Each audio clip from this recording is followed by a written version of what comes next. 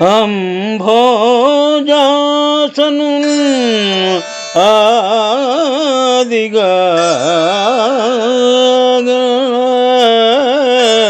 తృణపర్యంతంబు విశ్వాత్ముడై సంభావంబుననుండు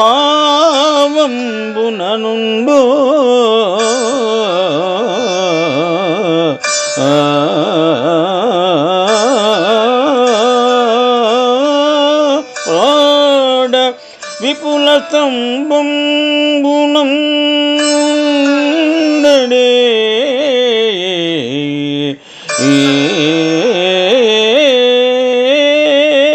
తంబాంతర్గతుడయ్యు నుండుటకునే సందేహమును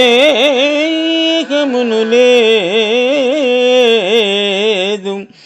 నిర్దంబత్వంబున నేడు కానంబడు ప్రత్యక్ష స్వరూపంబున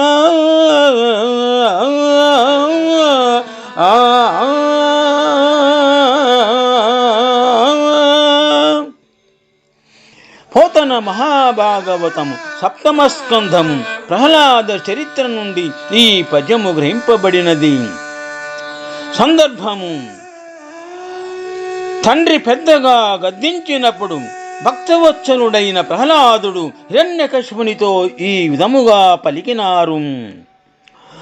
భావము: పద్మము నుండి పుట్టిన బ్రహ్మ దగ్గర నుంచి గడ్డి పరకదాకా అన్ని వస్తువులలోనూ సమస్త ప్రపంచములో నిండి ఉండగా అటువంటప్పుడు ఇంత పెద్ద స్తంభములో ఉండకుండా ఎందుకు జరుగుతుంది? తండ్రి, ఈ స్తంభములో సర్వేశ్వరుడు ఉన్నాడు అనటానికి ఎటువంటి అనుమానము లేదు. నిస్సందేహముగా ఉన్నాడు. ఇప్పుడు పరమాత్మ ఎటువంటి చాటుమాటు లేకుండా ప్రత్యక్షంగా తన స్వరూపాన్ని చూపుతూ కనిపిస్తాడు కూడా అని భక్తవత్సలుడైన ప్రహ్లాదుడు తండ్రికి తెలిపినారు. శుభం.